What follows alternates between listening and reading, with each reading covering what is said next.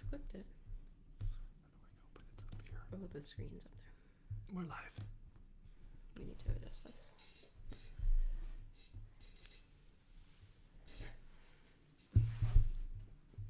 Just getting ourselves all set up here. I don't notice you wearing your Marc Petitpas hoodie today. I don't No. have one of those No. actually, and it better not be under the Christmas tree. Well, Jay will get you one when it's called the Petitpas Group, right? I still don't think I'll wear that. You don't want to wear a Marc Petitpas swag item? No, Oh, well, I'll have to send that Christmas gift back. don't think so. Anyway, hello everyone. Happy Thursday. Welcome to our, I think this is the third week we've done this. Third week. Howdy-ho! Hi-de-ho. That's from South Park. I didn't watch so It's Mr. Hanky, the Christmas boo. Okay, so Okay, all right. anyway, Great start. always preoccupied by my hair. So we're going to talk about coaching during the game today.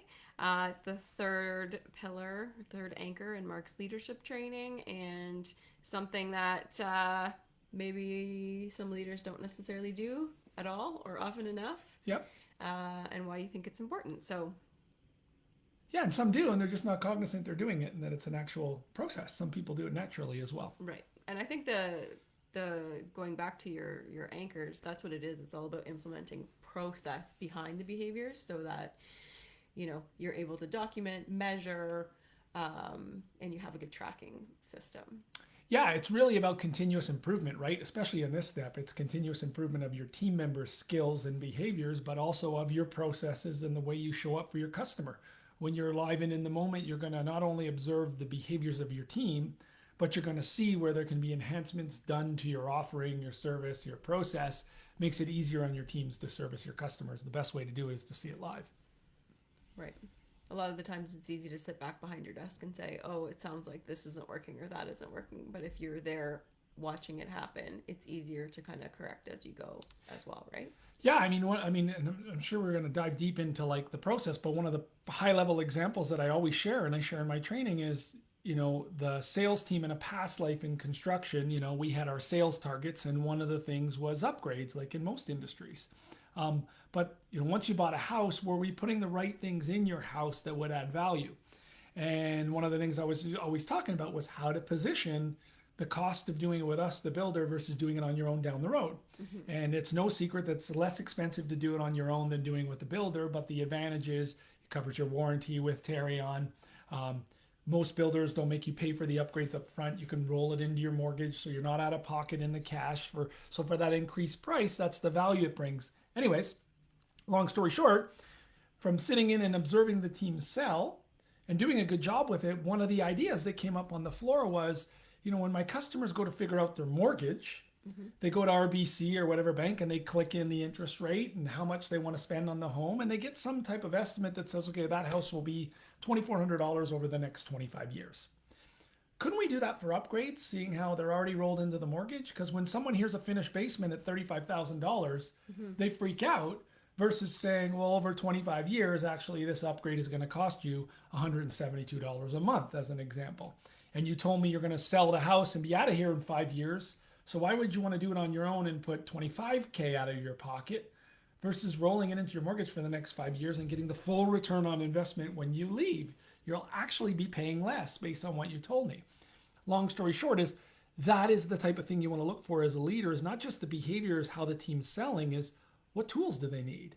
And that was easy. I went back, spoke to the team in IT. They built it. We gave it to every sales professional. And they were able now to better educate the customer on the value in doing upgrades with us. And guess what happened to the number? Did it increase? It did. Okay, so coaching during the game. Where did this concept come from? I stole it, like I steal everything else. No, like Richard Petty says. You adapted. I best practiced, right? Yes. And you don't need to invent. Sometimes you need to innovate. Mm-hmm. And Tom Peters, and I full credit to Earl O'Born at the Printing House, the founder, the father of the family who started the company like 50 plus years ago now. They must be 53, 54, maybe 56. I don't even know. They've been around a long time, very successful. Earl introduced me to management by wandering around. Mm-hmm. And it was a Tom Peters philosophy in a book he wrote in the 80s. And when I heard it, I was like, okay, management by wandering around. So I'm just going to go hang out and my team's going to be better at what they do. The reality is it's a deeper dive than that, but it forces you to get out and see the behaviors you're trying to coach and that you expect and improve processes on the floor like I just mentioned. But I don't see anyone getting all bought into a program that's called wandering around. So I struggle with that. And so what I've tried to do is modernize it and call it coaching during the game. And what does that look like in 2021 versus when the theory came out in the 80s? Well, in management by wandering around, it was really people focused. What I've tried to add to that is the accountability of the leader to implement process changes while they're out there observing how it impacts the employee and the customer. When you lead teams, everyone's got an idea. And as a leader, one of the things that freezes you is everyone's got a different idea. And so how do you choose what to react to and what not? But when you're in your one-on-ones and you get a consistent theme from 8 of the 9 people saying, it's really hard to take care of a customer because there's too much paperwork.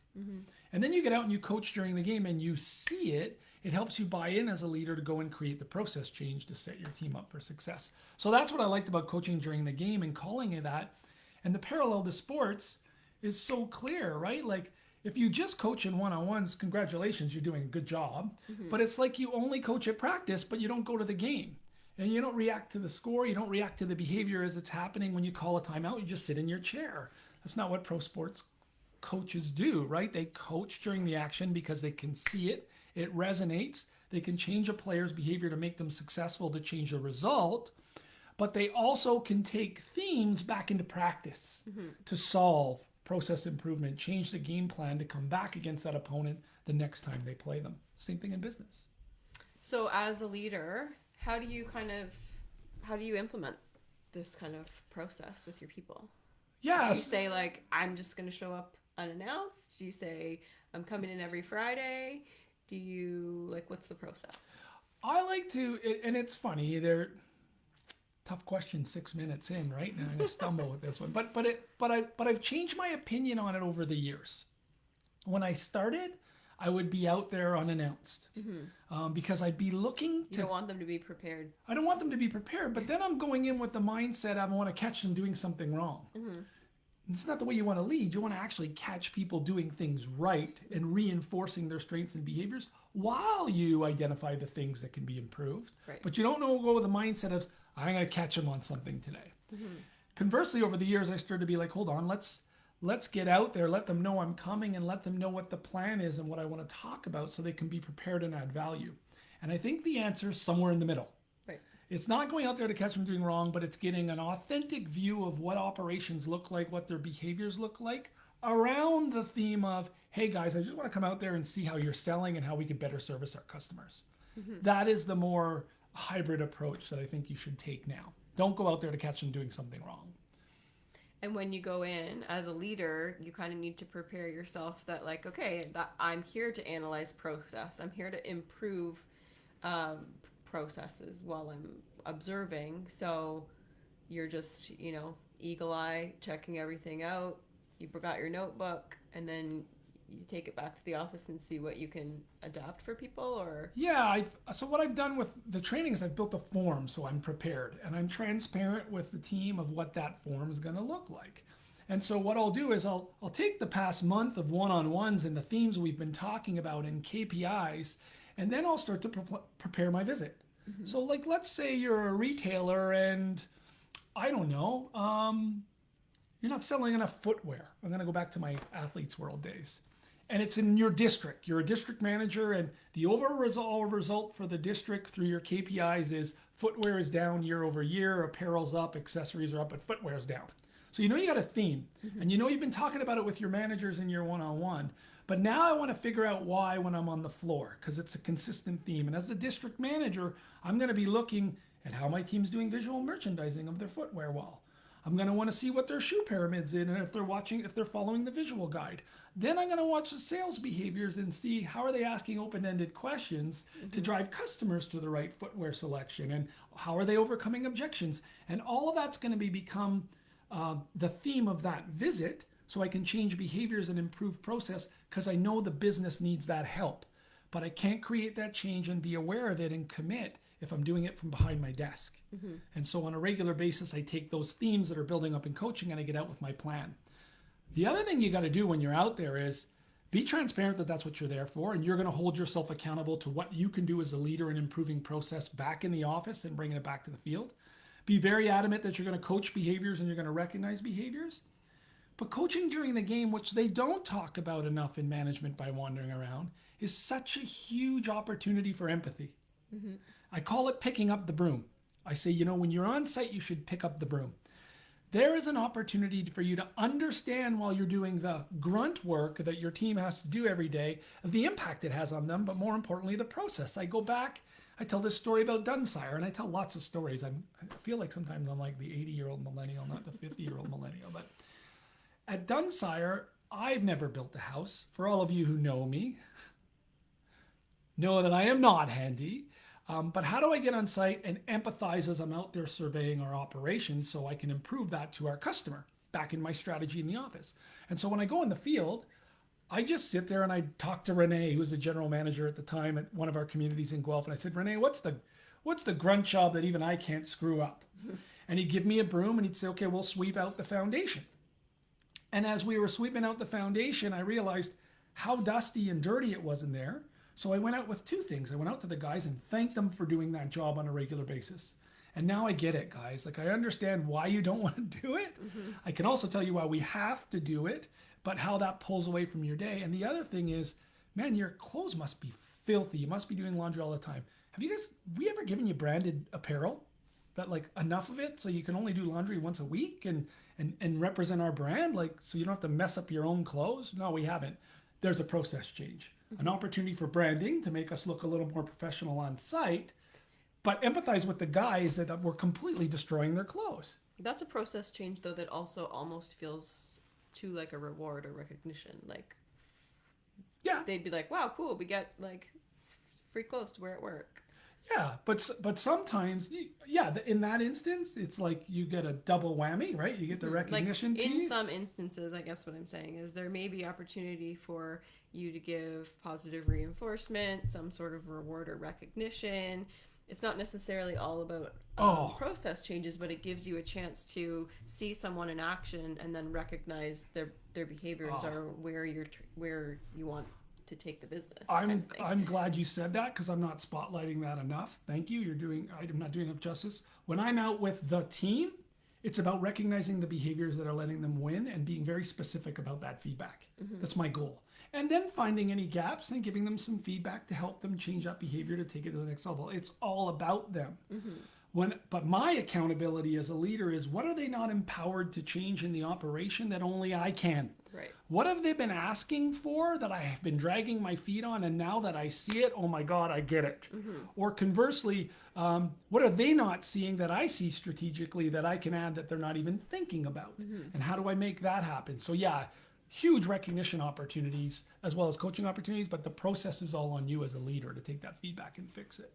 And not everything's necessarily about sales teams, but I can see how you're now linking it back to your sales processes. It's the sales behaviors that you train in your sales training, right? Mm-hmm. You have like pretty in-depth program on that, but then when you're managing by walking around, you can actually see how your employees are taking those behaviors and implementing into that sales process. Yeah, you can train and talk overcoming objections all the time until you see a sales professional struggle with it. You can't help them. Mm-hmm. When you see it live, because you have that experience, you can help them get through the journey of picking up that skill and learning it.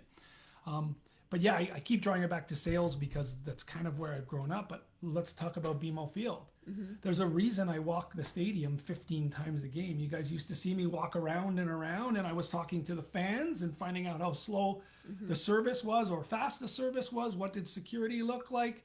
I was talking to the concession stands to figure out how things were going. I was talking to my food and beverage. I was talking to my event services management team. And that's all efficiencies related to, right? You want to make sure things are running as efficiently as possible. We're in a brand new stadium. I'm a rookie general manager, and everybody who's working there, the 1,000 to 2,000 employees, including part-times, it's all our first year running a pro soccer stadium in Toronto. Mm-hmm.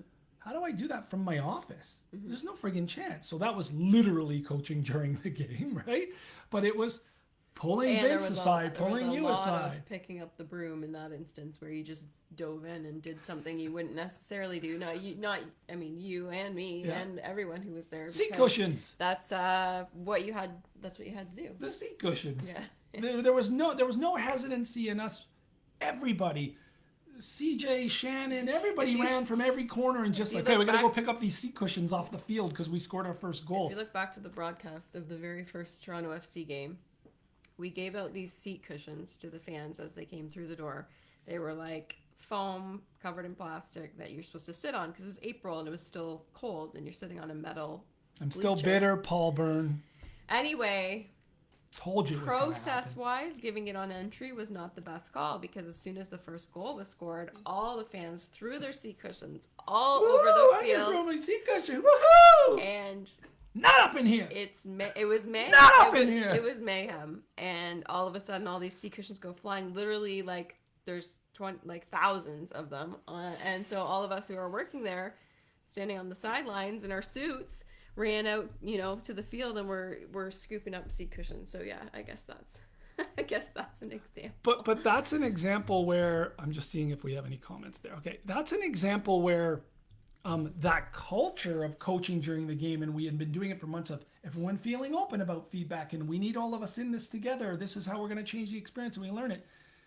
I didn't go on the radio and say, unless maybe Vince did or you did, and say, everybody down to the field right away. Like literally people started to jump on the field and just pick up the cushions. There was no direction from MLS. There was no direction from broadcast. There wasn't direction from Paul and his team. The stadium staff just went, okay, like we have this culture where we can talk to each other and we do everything together. There's a problem. Let's go fix it, right?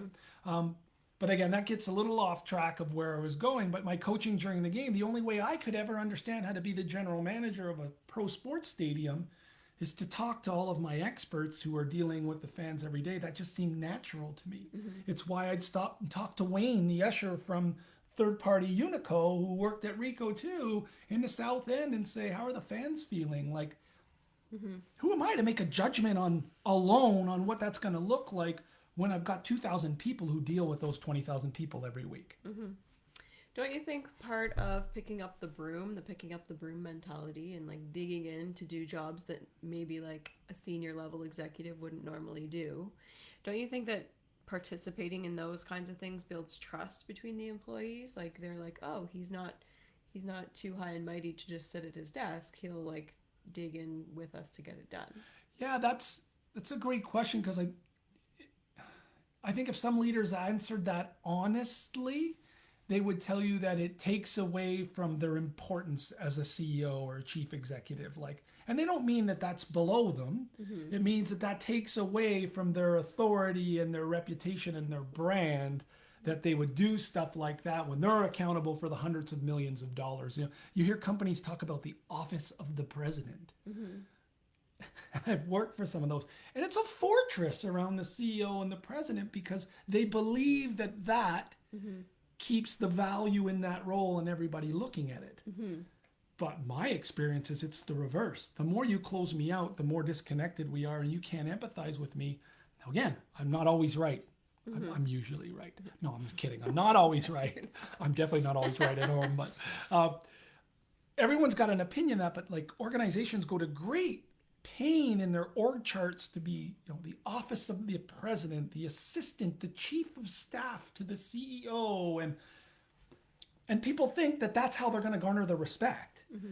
I've always been the reverse. If I go down there and pick up the broom, I don't want to just be like, hey, he's a normal guy, he picked up the broom. Right. I want people to look at it and go, shoot, he's helping me out now. He gets it. He empathizes. And now when I got to take direction from him, because he's ultimately accountable for our strategy, at least he has some context in what I do. Right. That, to me, is why picking up the broom is so critical. And I talk about it in the sales centers, in past life in construction. When we'd have a big launch, whatever gap I saw that the team had to do, I jumped in.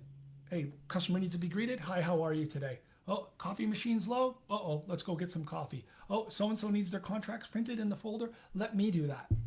And that was never about, look at Marc, he's a regular guy. It was like, okay, well, at least Marc gets it when he tells me something I'm going to disagree with. And he's open and he'll listen to it, and he's seen it, and now I can better buy into his decisions, even if I disagree. That's the advantage of servant leadership from my perspective, and it's the advantage of coaching during the game. And so how do you make sure that it feels like you're there to help and improve processes and things like that rather than micromanaging? Because some people might feel like it's like, oh my gosh, he's always down our throats. Why does he have to watch me sell? Or why, how do you make it not about micromanaging? Okay, by the way, hi Cindy, hi Tanya, thanks for the comments. How do you make it about, well, it's consistency in behavior, right? So I'm always very transparent of like, listen, my job for the company is to generate a good client experience. Ultimately, I'm accountable to that, but I'm not naive enough to think you're not the person doing it, and I want to recognize that. Right. But I need to help you when I see gaps, and I need to help you when things are going well. If you are consistent with that behavior, and you follow through on your commitments when there's a process change or whatever, people trust that and they don't feel micromanaged. That's why when my coaching during the game, I say like, do it once a month. I don't want you in someone's sales centers 5 days a week. It's not good for you as a senior executive because you can't do your day-to-day responsibilities, and absolutely someone will feel smothered. But if you check in once a month and you're very transparent about why you're there and you fulfill your commitment of what you promised going away, people will always open up to that and not feel micromanaged. Yeah, I guess if you go back to the desk and then they see in the weeks following that the process changes actually happen, right? For them, then they'd be like, oh, he's actually here to be helpful, not criticize necessarily. And I've micromanaged, right? You guys experienced that at BMO Field in my first year because I didn't have that trust built with you guys and you didn't have it built with me yet. I thought we all worked together well as a team, but like I was just like, okay, Curtis, where are we at with that? Yeah. Like, is that goal in from Quick Goal? Because we have to buy from Quick Goal and we need it. And poor Curtis was good about, and Vince the same thing. To illustrate that point, that takes trust in repeated behavior on both sides.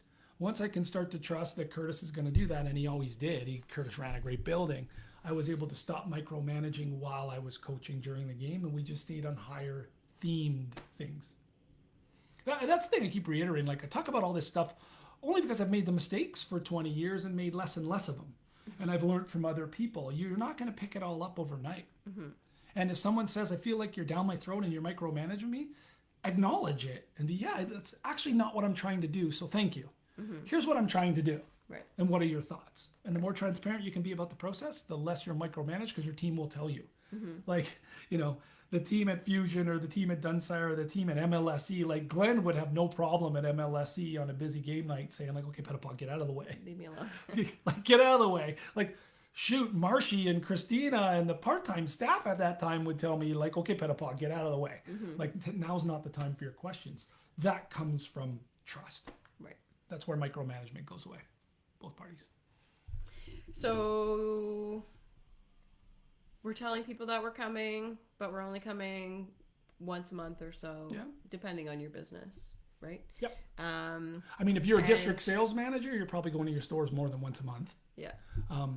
But the level above still has to do it. If you're the regional manager, can you get into each store once a month or at least each province once a month, et cetera, and perform these behaviors? Sorry, I interrupted your question. No, that's okay. I'm just leaving it with anything else that you want to touch on. Yeah, I think, and I got to stop touching the table because it shakes our camera here. So I apologize if our video was shaky here today, everybody. The thing I'd leave you with coaching during the game that I try and reiterate to everyone. Your approach to coaching during the game, if you want it to be successful, is there needs to be a plan and there needs to be transparency and there needs to be follow-up. And that analogy to sports I keep talking about. If a team, let's call it my Montreal Canadiens, who went to the Stanley Cup and are absolutely terrible this year, where I think even I can acknowledge last year was a fluke, but it was a good run, but they're really struggling right now. There are things that Ducharme is working on in practice to try and change that result. Practice is one thing. He needs to be transparent with the guys. He needs to give them the score, give them their KPIs, tell them the behaviors they need to fix. But then he needs to know that they're implementing it within his system during the game. And when he's observing during the game, he needs to give feedback, and then he's got to go back to the next practice and be very transparent about the behaviors and what he's doing as a coach to solve his controllables. If you can look at your business the same way of saying, here's what I'm out to do, This is why, both from a recognition and a development opportunity. And then when I'm seeing it happening, I'm giving feedback that's consistent with that, and I'm taking my ownership, and then I close the loop with my next one-on-one with that team member. That's how you change behavior, and that's how you change results. It's not I'm doing disservice to management by wandering around, which is a really creative thought 40 years ago, but it's not management by wandering around. It's coaching during the game. That is firmer, that's more accountability, and you need a process. And that's why I've been so adamant about building one.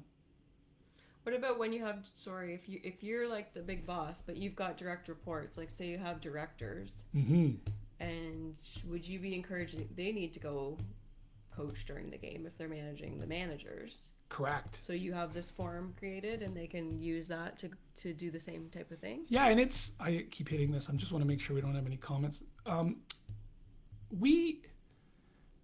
Yes, it's got to cast. Okay, let me take it back a step, because now I'm flustered, right? I'm flustered by technology. I don't know Look why at you're me. flustered. I'm flustered.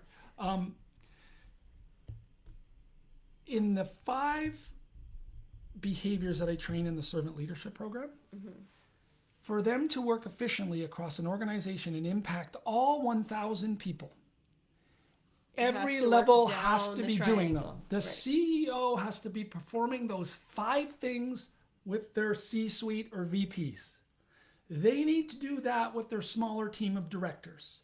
The directors need to do it with their managers, and their managers need to do it with usually what they have as larger teams. And that's usually where you have people coming to you saying, like, I'm trying, like, I'm implementing these processes as a leader, but my organization as a whole isn't doing it. Because you haven't transferred the behavior to everybody.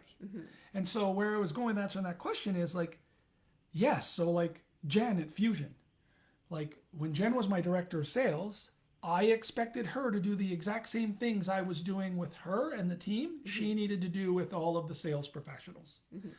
And you start to transfer those behaviors. She was doing, Lindsay at Dunsire. When I was working with her, she had her one-on-ones. She had her PDSs with her team. She started to do all of those things because I knew if it was to impact everybody, everybody had to do it, because fairly CEOs go, well, when do I do my job? I can't do coaching during the game once a month. I have too many people. No, you're next level down. The people who have the volume are the managers. They're the ones that you got to say, it's okay that you only do it. You get to every employee once a month instead of every week, because you got 100 employees. We get that. Could you coach them once a month for 20 minutes on this behavior? Right. So it's got to cascade everywhere. Cool.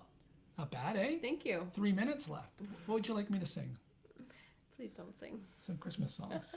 What's your favorite Christmas song? Thanks to those of you who joined us. Let us know if you catch the replay. Do you hear what I hear?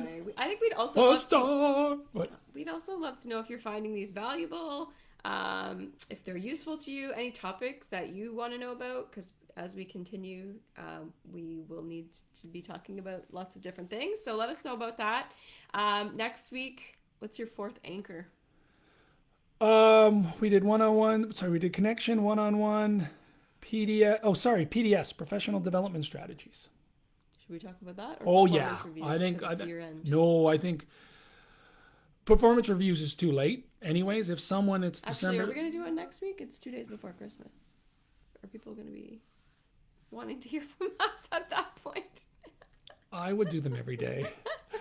24 hours a day. I just love it. I don't care if anyone's watching right now. No, I'm just teasing. I hope people watch the replays. But let's decide of whether we're doing one next week, but let's do professional development strategies next. Because I think that's good for people who are leading people. And I think what it's going to do, it's going to help a lot of people with their personal career development as well. And we touched a little bit on that on the first Lunch and Learn about managing your career. So it might bring a little more context with the defined process. Way to end the year? Yeah, get people set up on the right foot. It's too late. If you've written a performance review now, I can't help you. I hope it's good. I was going to say, most people have probably just already written performance reviews. Well, so. if done properly, performance reviews are finished and conducted or being conducted this week at the very latest. And same thing with strategic planning. I mean, organizations should have been working on that in September for next year. Some don't, and some get started in the discipline in January, and that's okay. But I don't know how much value there is talking about it in December about either of those. So let's do development. Cool. All right. Well, we'll see you next week. Cheers, everybody. Bye for now. Bye for now. I'm not allowed to sing. I'll delay ending the video so I can sing a short little song. Which one do you want me to sing, Joe? We got 9 seconds. Which? Stop it. Okay.